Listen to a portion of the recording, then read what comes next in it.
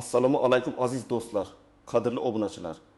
Bugun siz bilan nafaqat O'zbekiston miqyosida, balki har bir oila uchun, ayniqsa keksa avlod vakillari uchun hayotiy ahamiyatga ega bo'lgan bir yangilikni muhokama qilamiz. Bu davlat tomonidan beriladigan yangi sezilarli miqdordagi to'lov haqida. Siz eshitganingizdek, 20 oydan boshlab pensionerlar uchun yangi to'lov joriy etiladi va bu haqiqatan ham solidna summa, jiddiy mablag' demakdir. Shu sababli videoni bir soniya ham o'tkazib yubormasdan oxirigacha ko'rishni tavsiya qilaman. Hozirda kanalga obuna bo'lib, like tugmasini bosib qo'ying. Chunki bu ma'lumot har bir pensionerga yetib borishi shart. Bu ma'lumot nafaqat sizning yaqinlaringiz, balki sizning o'zingiz uchun ham juda foydali bo'lishi mumkin. Keling, muammoning mohiyatiga chuqurroq kirib boraylik. O'zbekistonda pensiya ta'minot tizimi doimiy ravishda takomillashtirilib borilmoqda. Biznes va ijtimoiy sohadagi jadal rivojlanish, inflyatsiya darajasining o'zgarishi, aholining turmush darajasini oshirishga qaratilgan davlat siyosati doirasida pensiya va nafaqalar miqdorini qayta ko'rib chiqish zarurati tez-tez yuzaga keladi. Shu kungacha pensiyalar odatda yiliga bir necha marotaba indeksatsiya qilinardi. Ya'ni ularning miqdori o'rtacha inflyatsiya darajasiga mos ravishda oshirilib borilar edi. Lekin bu oshirish ko'pincha joriy ehtiyojlarni to'liq qoplay olmayotganini ko'plab pensionerlarimiz hayotiy misollar orqali qayta ta'kidlab kelishardi. Oziq-ovqat narxlari, kommunal to'lovlar, dori-darmonlar va transport xarajatlari o'sishi sharoitida oddiy indeksatsiya ba'zan shunchaki suvga sepilgan gul bo'lib qolayotgandi. Zero bu o'sish pensiyaning real xarid qobiliyatini sezilarli darajada oshira olmaydi. Davlatimiz rahbariyati va tegishli vazirliklar bu holatni jiddiy tahlil qilib, keksa avlodni qo'llab-quvvatlash, ularning ijtimoiy himoyasini kuchaytirish hamda turmush darajasini yanada yaxshilash maqsadida yangi bir kompleks chora-tadbirlar dasturini ishlab chiqdi. Ushbu dasturning eng muhim qismlaridan biri bu 20 oydan boshlab joriy etiladigan qo'shimcha to'lovdir. Bu shunchaki indeksatsiya emas, balki aniq belgilangan pensiya miqdoridan qat'iy nazar beriladigan bir qo'shimcha mablag'dir. Bu o'zgarish nafaqat moliyaviy jihatdan, balki ijtimoiy jihatdan ham juda muhimdir. Chunki u davlatning o'z keksalari haqida qayg'urayotganini yana bir bor tasdiqlaydi. Endi pensiya miqdorlari va boshqa nafaqalar sezilarli darajada oshib, pensionerlarimizning turmush sharoitini yaxshilashga xizmat qiladi. Keling, endi ushbu yangi to'lov bo'yicha eng muhim jihatlarni, ya'ni kimga tegishli ekanligi, nimalarni bilish kerakligini batafsil ko'rib chiqaylik. Bu yangi to'lov O'zbekiston Respublikasi hududida doimiy istiqomat qiluvchi barcha pensionerlarga ularning pensiya turidan qat'iy nazar beriladi. Ya'ni yoshga doir pensiya oluvchilar, qariyalik pensiyasi, nogironlik pensiyasi oluvchilar, shuningdek boquvchisini yo'qotganlik pensiyasi oluvchilar ham ushbu qo'shimcha mablag'ni olish huquqiga ega bo'lishadi. Bu yerda asosiy e'tibor pensiya oluvchining maqomiga qaratilgan, uning avvalgi ish faoliyati yoki boshqa daromad manbalari ikkinchi darajali hisoblanadi. Bu to'lovning miqdori har bir pensioner uchun bir xil belgilangan bo'lib, misol uchun aytaylik, har oyga qo'shimcha 300 million so'm. Bu shunchaki bir misol, ammo davlatning maqsadi aynan shunga o'xshash sezilarli darajada qo'llab-quvvatlashni ta'minlashdir. Bu mablag' pensionerlarning oylik pensiyalariga qo'shimcha tarzda to'lab beriladi va ularning har oylik byudjetiga jiddiy yordam beradi. Keling, bir nechta real hayotiy misollar orqali bu to'lovning ahamiyatini ko'rib chiqaylik. Misol bir Toshkent shahrida yashovchi 7 yoshli Oysha momo. U yoshga doir pensiya oladi, uning oylik pensiyasi deylik 1.500 ming so'm.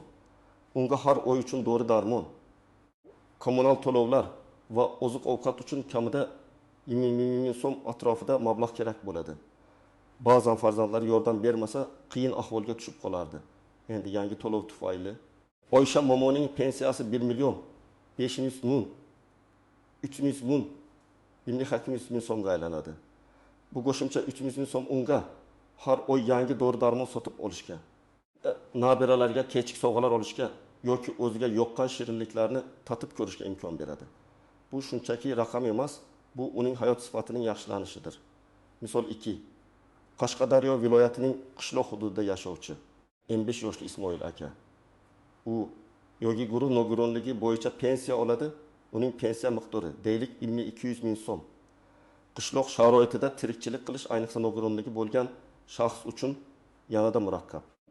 Muntazam ravishda davolanish kurslari tibbiy ko'riklar uchun shahar markaziga borib kelish, maxsus oziq-ovqat mahsulotlari sotib olish, bularning hammasi katta xarajatlar talab qiladi.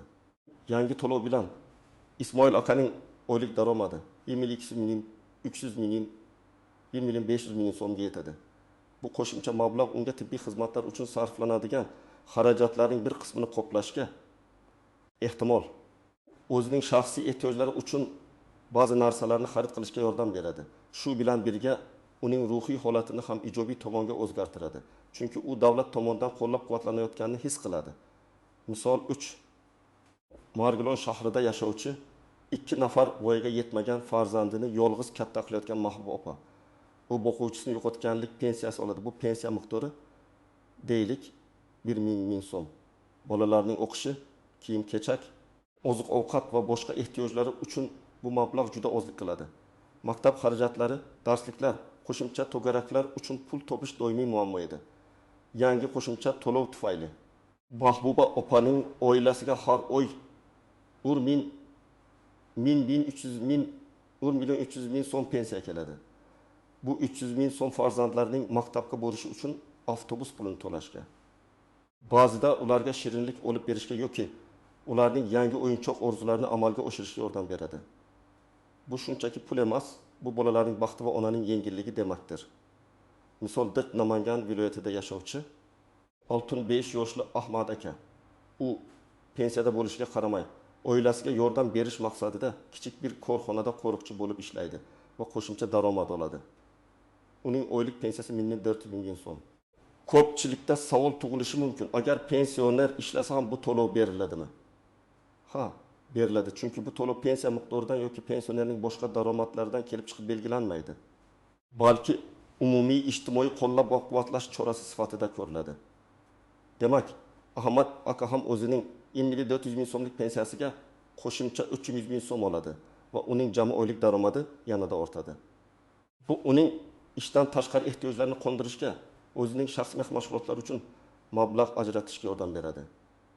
Bu yangi to'lovning joriy etilishining sabab oqibatlarini ham tushunishimiz kerak. Nega aynan hozir? So'nggi yillarda mamlakatimizda iqtisodiy islohotlar jadal olib borilmoqda. Ammo bu islohotlar bilan birga global iqtisodiy vaziyat ham, xususan inflyatsiya bosimi ham kuchaymoqda. Aholining turmush darajasini oshirish, ayniqsa ijtimoiy himoyaga muhtoj qatlamlarni qo'llab-quvvatlash davlat siyosatining ustuvor yo'nalishlaridan biridir. Ushbu qo'shimcha to'lov nafaqat pensionerlarning moddiy ahvolini yaxshilaydi, balki ularning ijtimoiy faolligini oshirishga, jamoat hayotida faol ishtirok etishga ham turtki bo'ladi. Bu mablag' pensionerlarga o'z salomatligiga ko'proq e'tibor qaratishga, madaniy tadbirlarda ishtirok etishga, hatto kichik hobbilar bilan shug'ullanishga ham imkon yaratadi. Davlatimiz iqtisodiyoti barqarorlashib borar ekan, bunday ijtimoiy qo'llab-quvvatlash choralari ham muntazam ravishda joriy etib boriladi. Bu aslida ijtimoiy adolat tamoyillarining amalda namoyon bo'lishidir. Endi esa e'tibor berishimiz kerak bo'lgan juda muhim qismga, istisnolar, tuzoqlar va noaniq jihatlarga o'tamiz. Har qanday yangi tizimda bo'lgani kabi, bu yerda ham ba'zi jihatlarga diqqat bilan yondashish lozim. Birinchidan, yodda tutingki, bu to'lov faqat O'zbekiston Respublikasi hududida doimiy ro'yxatdan o'tgan va pensiya oluvchi fuqarolarga beriladi. Agar siz O'zbekiston fuqarosi bo'lsangiz, ammo boshqa davlatda doimiy yashasangiz va o'sha davlatdan pensiya olsangiz, bu to'lov sizga tegishli bo'lmasligi mumkin. Bu yerda asosiy mezon O'zbekistonning pensiya ta'minoti tizimi orqali pensiya olishingizdir. Ikkinchidan, ayrim hollarda pensiya to'lovlari vaqtincha to'xtatilgan bo'lishi mumkin. Misol uchun, fuqaro qamoqqa olinganida ma'lum bir muddatga pensiya to'lovi to'xtatiladi. Bunday hollarda pensiya to'lovlari qayta tiklangunga qadar bu qo'shimcha to'lov ham berilmaydi. Shuning uchun pensiya to'lovlaringizning muntazamligini ta'minlash muhimdir. Uchinchidan, ba'zi pensionerlar, xususan nogironlik pensiyasi oluvchilar belgilangan muddatlarda tibbiy mehnat ekspert komissiyasidan TMK qayta ko'rikdan o'tishlari lozim. Agar fuqaro belgilangan muddatda qayta ko'rikdan o'tmasa va uning nogironlik maqomi tasdiqlanmasa, pensiya to'lovi to'xtatiladi. Bunday holda qo'shimcha to'lov ham berilmaydi. Nogironlik pensiyasi oluvchilardan o'z muddatlarini diqqat bilan kuzatib borish so'raladi. To'rtinchidan, eng ko'p uchraydigan tuzoq bu ma'lumotlarning noto'g'riligi yoki eskiligi. Ba'zi pensionerlar o'zlarining shaxsiy ma'lumotlarini pasport ma'lumotlari, yashash manzili, bank rekvizitlari, o'zgartirganda pensiya jamg'armasiga yoki davlat xizmatlari markazlariga xabar berishni unutib qo'yishadi. Bu esa to'lovlar kechikishiga yoki noto'g'ri hisobga tushishiga olib kelishi mumkin. Har doim o'z ma'lumotlaringizning yangilanganligini tekshirib turing. Misol uchun, agar sizning bank kartangiz muddati tugagan bo'lsa yoki yangi kartaga almashtirgan bo'lsangiz, bu haqida pensiya hisoblovchi organga xabar berish shart. Aks holda qo'shimcha to'lov ushbu eski yoki yaroqsiz kartaga o'tkaziladi va siz uni ola olmaysiz. 5-dan, ba'zi bir noaniq holatlar shundaki, agar fuqaro bir vaqtning o'zida bir nechta pensiya turini olish huquqiga ega bo'lsa, masalan, yoshga doir pensiya va boshqa davlatdan pensiya, u bittasini tanlash kerak bo'ladi. Ushbu yangi qo'shimcha to'lov esa faqat O'zbekiston Respublikasi pensiya jamg'armasi orqali to'lanadigan pensiyaga nisbatan amal qiladi. 6-dan, ko'pincha odamlar o'z huquqlari va majburiyatlarini to'liq bilishmaydi. Ba'zilar bu to'lov avtomatik ravishda amalga oshiriladi deb o'ylashadi. Boshqalar esa buning uchun katta hujjatlar to'plami kerak deb xavotirlanishadi. Bu borada aniq ma'lumotga ega bo'lish, mish-mishlarga ishonmaslik juda muhimdir. Rasmiy manbalardan olingan ma'lumotlargagina suyaning. Davlat xizmatlari markazlari va pensiya jamg'armasi xodimlari sizga har doim to'liq va aniq ma'lumot berishga tayyor. 7-dan, ba'zi pensionerlar o'zlarining pensiya hisoblari ustidan nazoratni kam o'tkazishadi. Har oy pensiya kelib tushganini bank ilovasi yoki bankomat orqali tekshirib turish zarur. Agar yangi to'lov sizning hisobingizga tushmagan bo'lsa, darhol tegishli idoralar bilan bog'lanib, sababini aniqlang. Kechikishlar yoki texnik nosozliklar bo'lishi mumkin, ammo buni aniqlash uchun sizning faolligingiz talab etiladi. Endi esa eng muhim qismga, bu yangi to'lovni olish uchun siz nima qilishingiz kerakligiga o'tamiz. Amaliy maslahatlar va aniq qadamlar. 1-qadam, ma'lumotingizni tekshiring. Eng avvalo, siz O'zbekiston Respublikasining amaldagi pensiya ta'minoti tizimi orqali pensiya oluvchi shaxs ekanligingizga ishonch hosil qiling.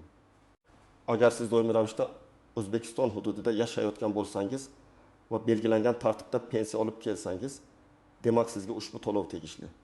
Sizda hech qanday qarzdorlik yoki pensiya to'lovlarini to'xtatib qo'yishga sabab bo'ladigan holatlar mavjud emasligini tekshiring. Agar bank kartangizning muddati yaqinlashayotgan bo'lsa yoki o'zgargan bo'lsa, bank bilan bog'lanib, uni yangilang va yangi rekvizitlarni pensiya jamg'armasiga taqdim etishga tayyor bo'ling. 2-qadam, kerakli hujjatlarni tayyorlang. Garchi ko'pchilik holatlarda bu to'lov avtomatik tarzda amalga oshirilsa-da, ayrim hollarda, ayniqsa yangi pensionerlar yoki ma'lumotlarda o'zgarishlar bo'lgan shaxslar uchun qo'shimcha hujjatlar talab qilinishi mumkin. Asosiy hujjatlar quyidagilardir. 1. Fuqarolik pasporti yoki ID karta asl nusxasi. 2. Pensiya guvohnomasi agar mavjud bo'lsa. Bank karta rekvizitlari. Sizning hisob raqamingiz ko'rsatilgan hujjat. Aksariyat hollarda agar siz pensiyani bank kartasiga olsangiz, bu qo'shimcha to'lov ham o'sha kartaga avtomatik tarzda tushishi kerak. Ammo agar siz naqd pulda yoki pochta orqali olsangiz, sizga qanday olish usuli qulayroq ekanligi haqida ariza yozishingiz talab etilishi mumkin. 4. Ba'zi hollarda agar pensiya jamg'armasida sizning shaxsiy ma'lumotlaringizda eskirganlik yoki nomuvofiqlik mavjud bo'lsa, sizdan turar joyingiz haqida ma'lumotnoma yoki boshqa qo'shimcha hujjatlar so'ralishi mumkin. 3-qadam, murojaat qilish usullari. Bu yangi to'lovni olish uchun bir necha yo'llar mavjud. Pensiya jamg'armasining hududiy bo'limlari.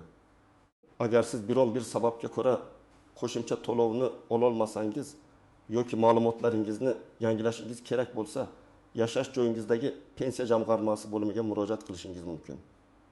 U yerda mutaxassislar sizga to'liq maslahat berishadi va kerakli hujjatlarni rasmiylashtirishga yordam berishadi.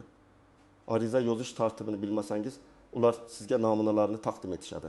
Arizada odatda pasport ma'lumotlari, yashash manzili va to'lovni qaysi usulda olishni istayotganingiz, masalan, bank kartasiga o'tkazish ko'rsatiladi.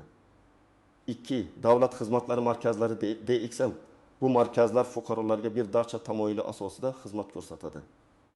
U yerda siz pensiya masalalari bo'yicha ham murojaat qilishingiz, ma'lumotlarni aniqlashtirishingiz va zarur bo'lsa ariza topshirishingiz mumkin. DXM xodimlari sizga hujjatlarni to'g'ri to'ldirishda va elektron shaklda topshirishda yordam berishadi. O'to elektron hukumat portamagiga huquqsiz. Agar sizda internetdan foydalanish imkoniyati bo'lsa va elektron raqamli imzoga ega bo'lsangiz, ko'plab xizmatlarni, shu jumladan pensiya masalalarini ham onlayn tarzda hal qilishingiz mumkin. Bu eng qulay va vaqtni tejaydigan usuldir. Siz portal orqali o'z shaxsiy kabinetingizga kirib, pensiya to'lovlaringiz holatini tekshirishingiz, ma'lumotlaringizni yangilashingiz va kerak bo'lsa elektron ariza yuborishingiz mumkin. Bu usul ayniqsa harakatlanishda qiyinchiliklarga duch keladigan pensionerlar uchun juda qulaydir. 4-qadam to'lovni kutish va holatini tekshirish. Agar siz pensiyani bank kartasiga oladigan bo'lsangiz, qo'shimcha to'lov 1 maydan boshlab sizning odatiy pensiya to'lov kuningizda avtomatik tarzda kartangizga tushishi kerak. Agar siz naqd pulda yoki pochta orqali oladigan bo'lsangiz, pochta bo'limi orqali belgilangan sanalarda to'lab beriladi. Agar to'lov kechikayotganini sezsangiz, yuqorida aytilgandek pensiya jamg'armasi yoki davlat xizmatlari markazlariga murojaat qiling. Ularning telefon raqamlariga qo'ng'iroq qilib, vaziyatni aniqlashtirishingiz mumkin. Shuningdek, ko'pchilik banklar mobil ilovalari orqali hisobingizga tushgan mablag'lar haqida SMS xabarnoma yuboradi. Ushbu xizmatni yoqib qo'yish sizga qulaylik yaratadi. Unutmang, eng muhimi rasmiy ma'lumotlarga tayanish. Turli mish-mishlarga, ijtimoiy tarmoqlardagi tasdiqlanmagan xabarlarga ishonmang. Har doim o'z hududingizdagi pensiya jamg'armasi bo'limiga yoki davlat xizmatlari markazlariga murojaat qilib, to'g'ri ma'lumot oling. Davlatimizning bu tashabbusi pensionerlarimizning turmush sharoitini yaxshilashga qaratilgan bo'lib, uning samaradorligi har bir fuqaroning bu ma'lumotdan to'g'ri foydalana olishiga bog'liq. Aziz do'stlar, bugungi videomizda 1 maydan joriy etiladigan yangi davlat tomonidan beriladigan qo'shimcha to'lov haqida batafsil ma'lumot berishga harakat qildim. Bu to'lov nafaqat moddiy jihatdan, balki ijtimoiy himoya nuqtai nazaridan ham katta ahamiyatga ega. Umid qilamanki, bu ma'lumot sizning yaqinlaringizga, do'stlaringizga va oila a'zolaringizga foydali bo'ladi. Unutmang, har bir pensionerimizning hayoti biz uchun qadrlidir. O'zingizni asrang, salomat bo'ling. Bu videoda aytilgan fikrlar, misollar va ma'lumotlar siz uchun foydali bo'lgan bo'lsa, izohlarda o'z fikringizni yozib qoldiring. Videoga like bosing va kanalimizga obuna bo'lishni unutmang. Bu biz uchun katta motivatsiya. Kelgusi videolarimizda ham sizni eng dolzarb va foydali ma'lumotlar bilan tanishtirishda davom etamiz. Hammangizga katta rahmat.